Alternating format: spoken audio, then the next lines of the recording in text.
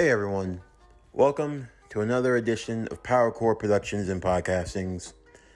And today we have now reached the final story in Chapter 1 of the anime DC Comics crossover storylines. After the last 2 years, this will mark the conclusion of Chapter 1. A chapter that I have not given a proper name, but hopefully by the end of this series, I'll be able to come up with one. I find this to be a little remarkable, especially considering the fact that when I first made this story last year, it was after this channel had gotten hacked and, well, I almost lost everything. But from there, we've been able to move along, get back on track, and we've had a lot of new and amazing stories since then. But it's always good to come back to where a lot of stuff first started. And as we continue on in the series of Date A Live, Flash in Time, What If Shido Was the Flash Season 2, we continue with the story of Shido Itsuka as he continues in his journey of being his world's protector as the fastest man alive, continuing to seal the power of the spirits as well as combat the evil forces that lie in the dark, in particular, the one known as the Reverse Flash. But anyway, without further ado, let's get into today's video. So as always, sit back, relax, and enjoy the show.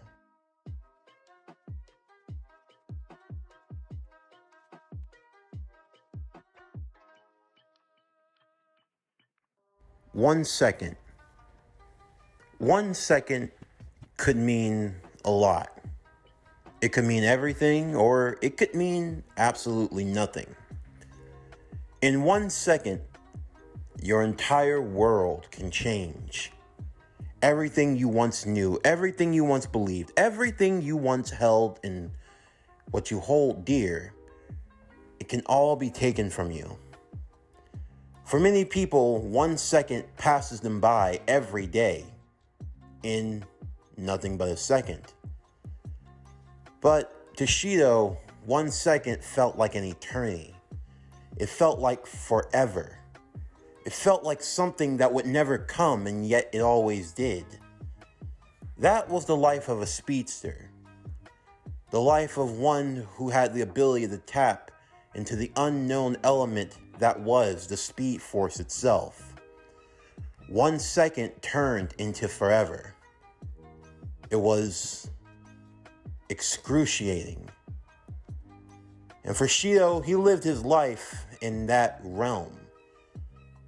It wasn't just taking care of Toka and the others. It wasn't just practicing to become a better hero.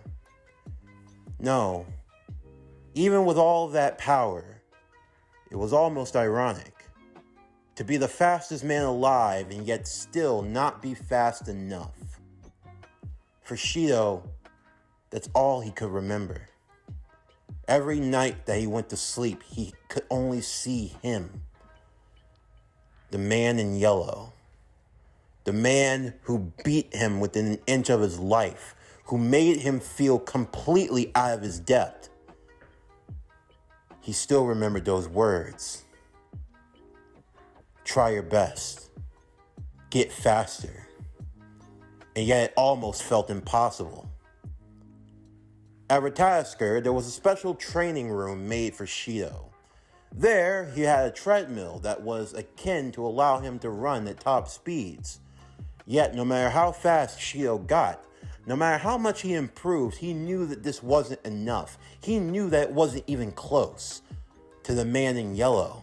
This was child's play.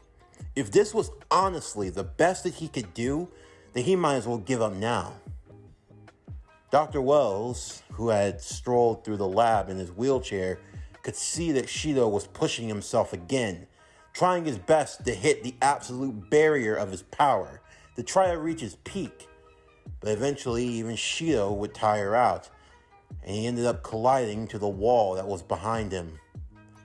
The doctor rolled over to his side and tried to help him up. You've been at this for the last 10 hours, Shido. Don't you think it's time for a break? What are you talking about, Doctor? I'm only just getting started. Shido, it's okay. Look, if I don't push myself now, then when am I ever going to? Shido. Yes.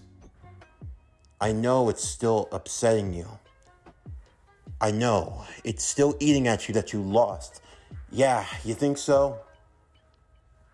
We're going to find him, I promise. It's not about finding him. Even if we find him, what's it going to matter?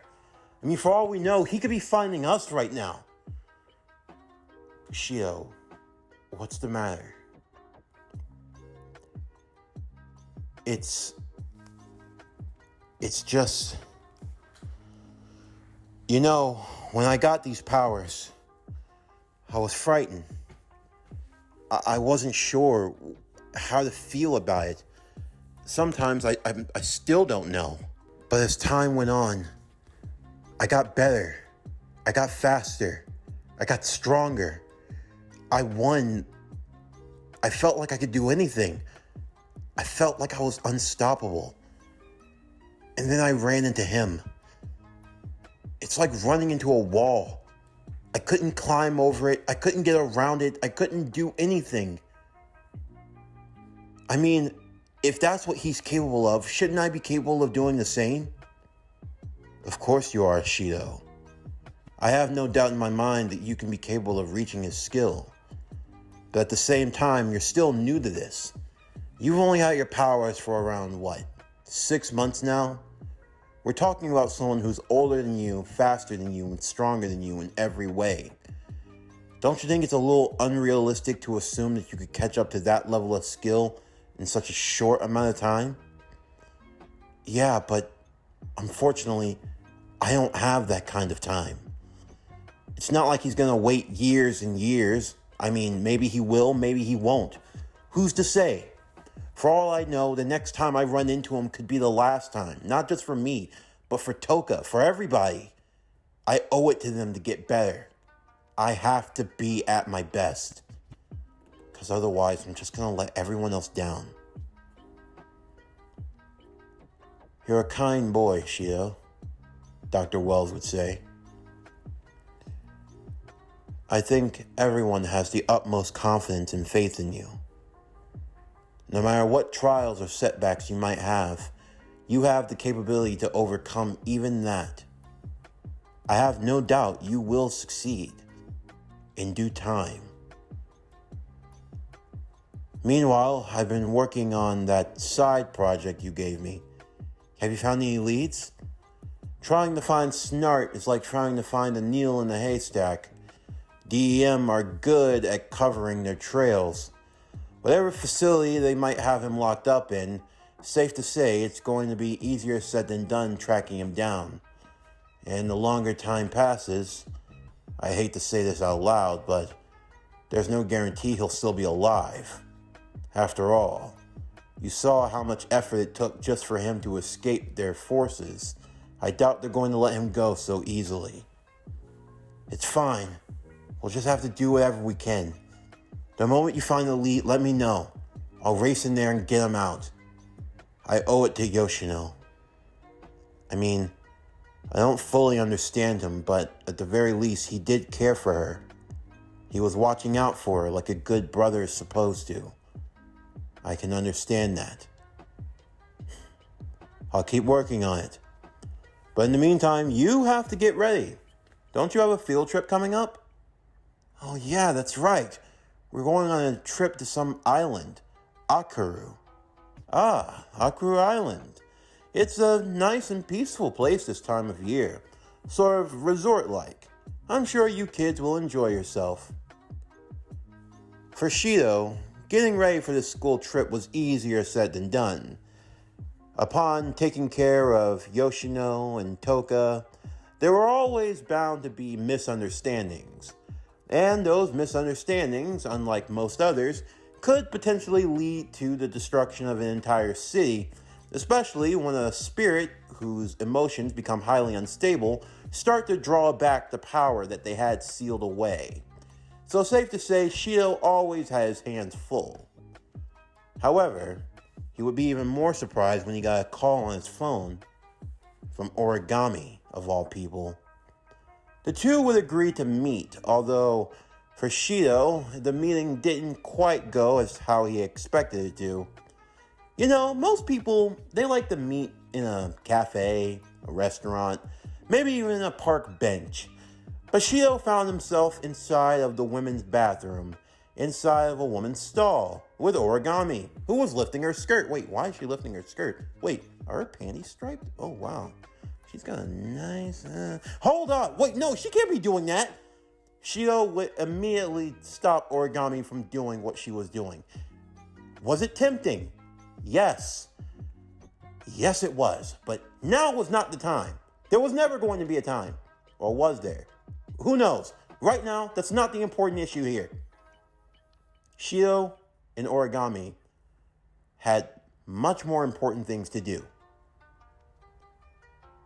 I hadn't heard from you since, what happened. I know. Thankfully, the headmaster of DEM spoke on my behalf. As a result, I was only given a 2-month suspicion from the ASC. Only a suspension. Well, that doesn't sound too bad. Though still, I have my worries, Shido. Especially about the flame spirit Ifrit. We've already talked about this. Yes.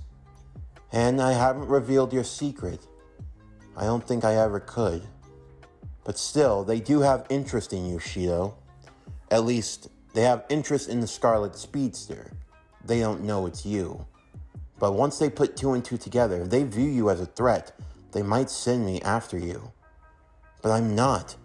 Don't they understand that we're fighting on the same side? I'm not trying to harm the world or anything. But what exactly are you, Shido? Do you even know? I mean, I'm human, aren't I? You're a human with otherworldly power, like that of a spirit. And on top of that, you have the ability to seal spirit energy. That's something no ordinary human should have been able to do. You haven't been the same since that day, when me and Toka were fighting. She ran her sword through your back, and at that same moment, lightning struck you. You aren't ordinary, Shido. Yeah, well, I can't really fault you for saying that. Look, there's a lot about me that even I don't understand. I don't know how I gained the power to seal spirit energy, but I know that I can do it. And I know for a fact that Kotori is not Ifrit. You've been able to scan her, haven't you? I have. There's no sign of Ifrit within her. She's just Kotori. All my sources say that you are now Ifrit. But I know for a fact that prior to your accident, you had no connection. So there is truth in what you're saying, and I want to believe you. But still, I'm so unsure. Until I have all the facts, how could I ever be fully sure or have confidence? You're just going to have to trust me, Origami. I'm not trying to get a fast one on you or trying to lie to you.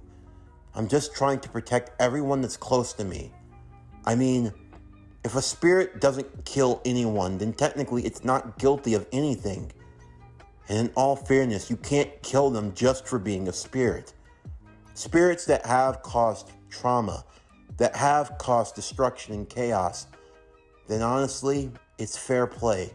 And I can't stand in the way of that.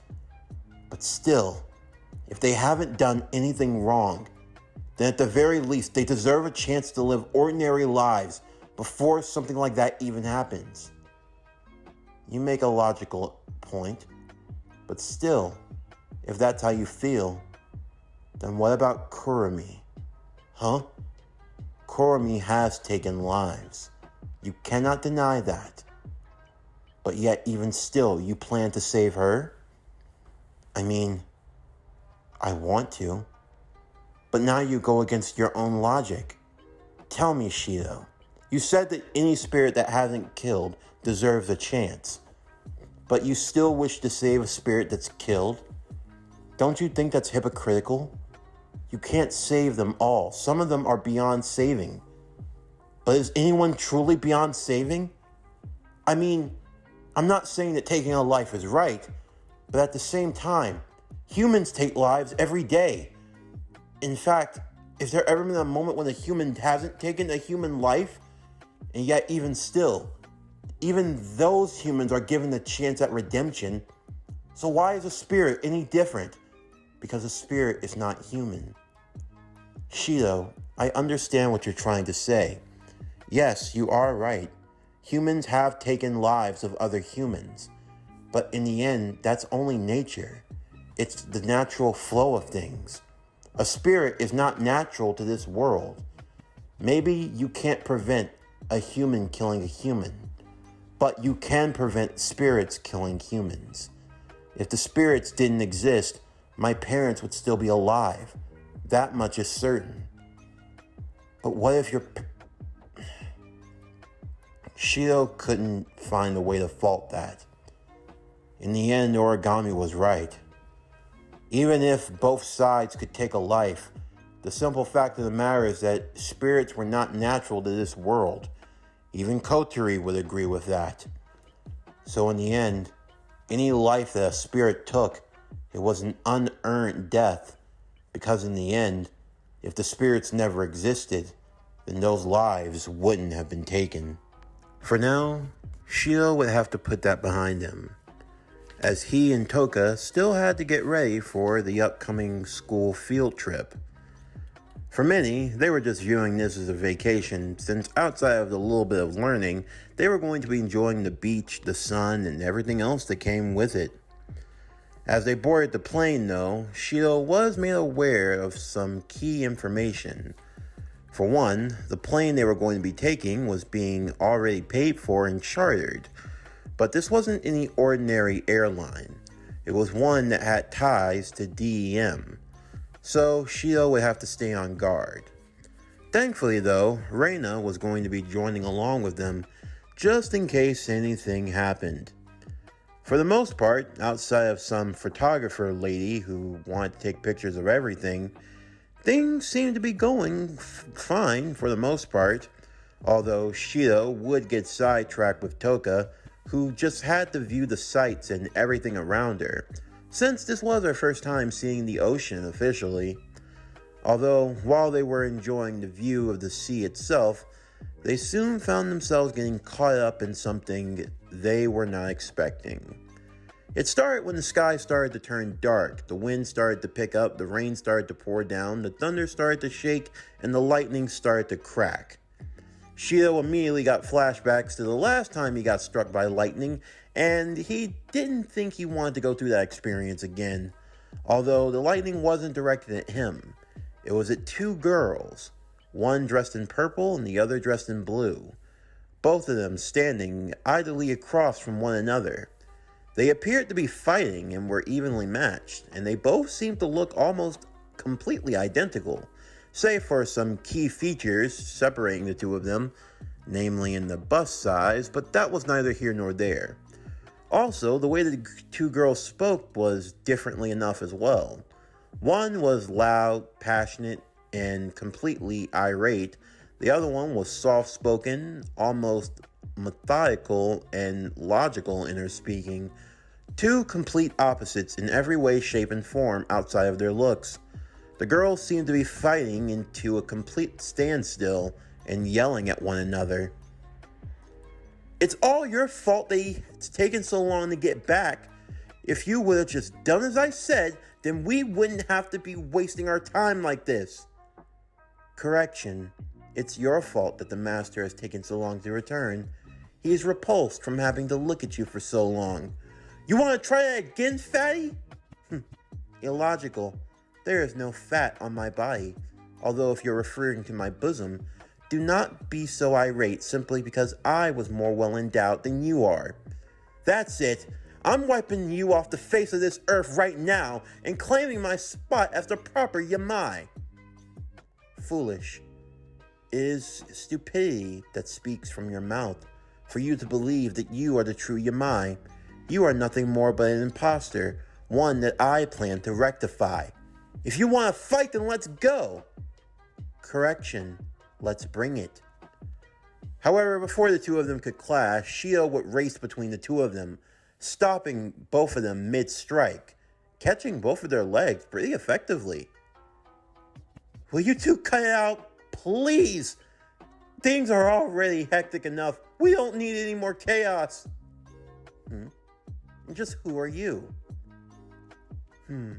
Inquiry. How are you able to perceive us so quickly? You appear to be a human boy, but there is more to you than that. Obviously. Duh. But still, he doesn't look too bad. I think he works. Huh? You know, this is our 100th battle, and we've been tied every step of the way. I think this is going to be what decides it. Inquiry. Are you thinking what I am thinking? Of course. I'm the superior one, you know. Correction. You are not superior. You are indeed inferior. In every way, shape, and form. Especially shape. Shut up! Here's how we're going to settle things. Whoever can get this boy to fall in love with us first will be the winner. Inquiry.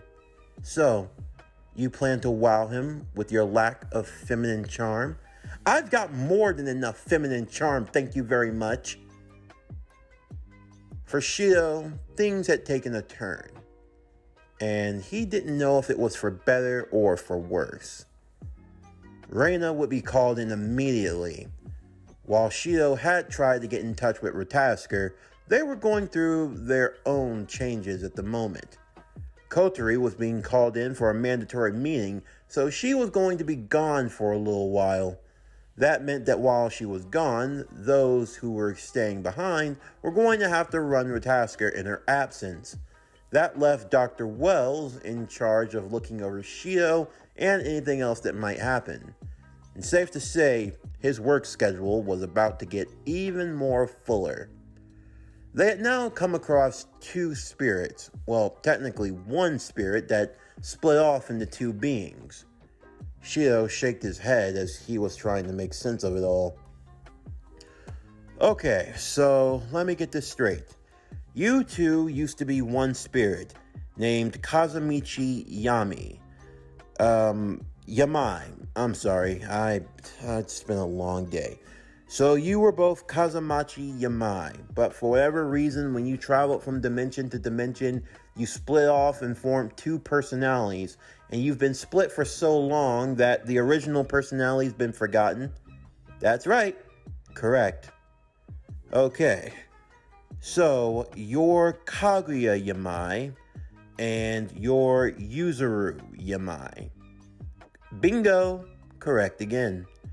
And the two of you have been fighting ever since, so that when you merge back together, whoever wins that personality will become the official Yamai.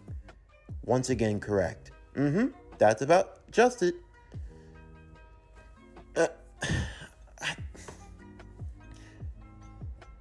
Pull yourself together, Shin, Reina would say. With Miss Kotori gone, you're going to have to take lead at this point in time. I will try to assist you in any way that I can, but for now, your main focus is to do what you always do. Be a hero, Shin. A hero to these spirits. Right now, they need to know of your love and confirmation for them. So go along with their idea. In the meantime, I'll get in touch with Dr. Wells and see whatever else we can figure out about the situation. Shido simply rubbed his forehead. This was supposed to be a vacation.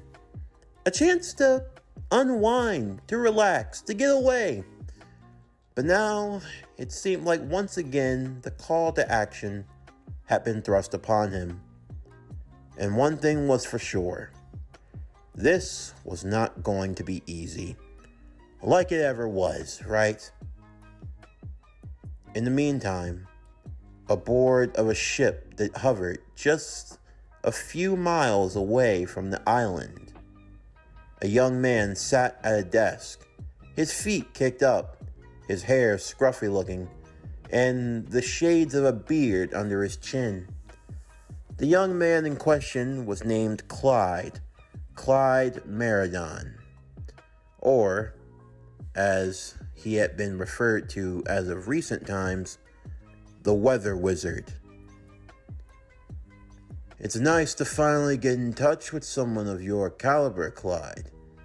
Although I must admit, it was surprising that you, of all people, were willing to come to us. You know how hard it was trying to find you lots. I mean, seriously, everywhere I turned, people were saying that we'll give you this, we'll give you that, only for it to be a load of crap. But you guys, you've got the true money. And I've been keeping my eye on you, and thankfully, I've got contacts that were finally able to come through. I see. So, you've gotten into contact with us because you have spirits? Yeah, 2 little pixie bulbs, what you know, orange hair lassies.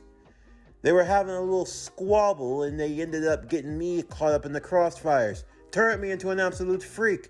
Now look at me, I can make it rain, but I ain't trying to make it rain literally. I want cold hard cash. I don't want to make it precipitate. But still, it comes in handy whenever I need to make an escape or make an example out of someone. But still, they worship the ground I walk on. No kidding. Ever since, they think I'm like a big brother or something or whatever. They're both annoying bitches. But still, I think I've gotten the use of them. I was hitting this next little heist of mine on this island here. That's where I left them. But when I finally got into contact with you, then I felt like now that it's time that I can make a true scoring killing. Because I'm pretty sure that whatever you're willing to pay for me to hand those little lassies over is worth way more than it would cost for me to rob some tourists. You're correct. We'll pay you quite handsomely if you're able to deliver. It ain't just cash that I want. My brother. He's locked up in the Stony Lonesome. I know that you've got that little thingamajig on your computer. Wipe someone's slate clean, get him released. I want the money, and I want my brother. You give me that, and I'll give you these 2 lasses right here. Very well. Say, would you be interested in making a little extra? No. Your boy Clyde ain't the type of person to turn down money. So, it tickled my ear. Tell me what you got. We have a third target here. Her code name is the Princess, although she goes by the alias of Toka. If you'd be interested in bringing her in along with the 2 girls, we'll triple the pay. Triple the pay? Oh! Hold on now. I gotta take a swig of this. That's good. You're gonna triple my pay. All I gotta do is bring in these little brats. Don't worry. I got a plan cooking up.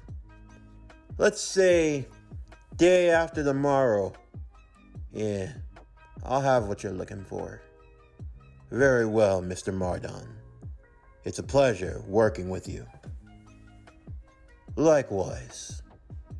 Now, let's have some fun. This concludes Day Alive, Flash in Time. What If Shido Was the Flash, Season 2, Part 1. If you enjoyed today's video, then please don't forget to like, comment, subscribe, share, and hit that bell for post notifications so you can stay up to date when a new video comes out either now or in the future. And stay tuned for tomorrow's video as we continue with Part 2 of Season 2 of What If Shido Was the Flash, Day Alive, Flash in Time. But anyway, that's going to do it for the end of today's video. I'm Javon Harrington with PowerCore Productions and Podcastings, signing off, and I'll see you next time.